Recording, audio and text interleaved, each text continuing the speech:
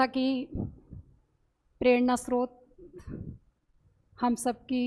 मार्गदर्शिका, परम पूजनीय माता जी की चरणों में श्रद्धा सुमन अर्पित करती हुई आज इस संस्था में ई कंटेंट क्लासेस की इनॉग्रेशन पर पधारे श्रीमान उपमाराम जी सुधार, प्राचार्य महिला महाविद्यालय पंचोरी साहब, पूराराम जी, आदर्श किशोर जी, संस्था में हाल ही में प्राचार्य पद पर जो इनके श्रीमान गढ़वीर साहब, प्रातः वंदनीय पिताश्री, संस्था के सचिव के रूप में कार्य कर रहे हरेंद्र, संस्था में फैकल्टी के रूप में काम कर रही कर्मठ टीम, भाई ललित, पधारे हुए सभी मेहमानों का आज इस अवसर पर मैं हार्दिक स्वागत और अभिनंदन करती हूँ। बड़ी खुशी हो रही है, जैसा कि पूर्व वक्ताओं द्वारा जिक्र किया गया, निजी महाविद्यालय के रूप में बाड़मेर में इस संस्था ने अपनी पहचान बनाई और ई कंटेंट क्लासेस के रूप में भी यही महाविद्यालय है वो एक नई पहल करके और अपनी पहचान कायम करने जा रहा है। और इसमें आप सब शिक्षाविद जो आज इस अवसर पर पधारे, आप सबके सहयोग की, मार्गदर्शन की इस संस्था को सदैव आकांक्षा रहेगी और हम उम्मीद करते हैं कि ये मार्गदर्शन सहयोग हमें मिलता रहेगा। 2012 में 9th-10th क्लास की इंग्लिश की बुक में फर्स्ट चैप्टर था द फन दे हैड, मैं इंग्लिश टीचर थी, तो उसमें आने वाले 2050 की बात की गई थी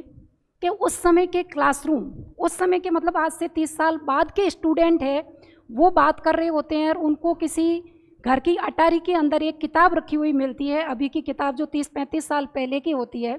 क्योंकि आने वाले 30 साल बाद में सारे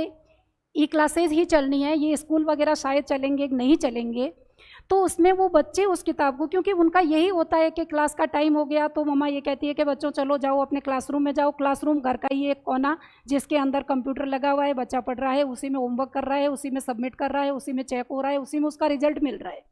और उस समय उनके दादा के हाथ की कोई पुरानी किताब मिल जाती है और उस किताब को देख करके बच्चे इतने रोमांचित हो उठते हैं,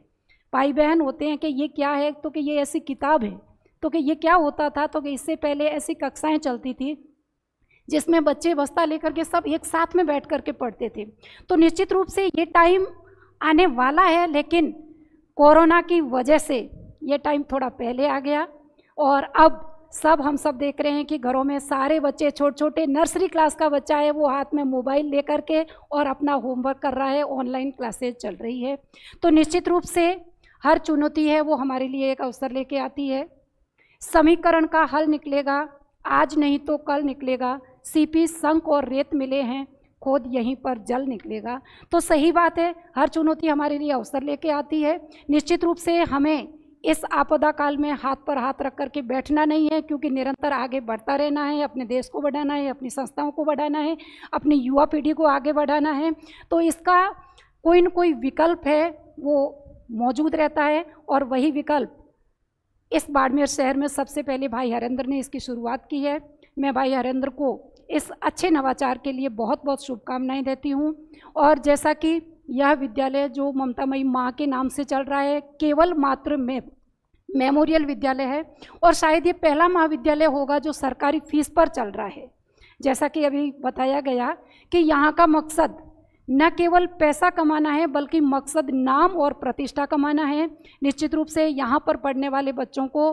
बेहद ही अच्छा वातावरण मिलेगा। आप सबसे सहयोग की अपेक्षा रहेगी और समस्त टीम को मैं इसके लिए बहुत बहुत शुभकामनाएं देती हूँ। वो समय दूर नहीं है जिस समय हमारा महाविद्यालय है वो निश्चित रूप से ऊंचाइयों तक पहुँचेगा। और पधारे हुए सभी मेहमानों का एक बार पुनः इस संस्था की मेंबर होने के लिए तरफ से बहुत बहुत आभार और पुनः अभिनंदन करती हूँ। आप आगे भी जब भी आपको याद किया जाए हम सबकी हौसला अफजाई के लिए पधारते रहेंगे, अपना मार्गदर्शन और आशीर्वाद देते रहेंगे। धन्यवाद।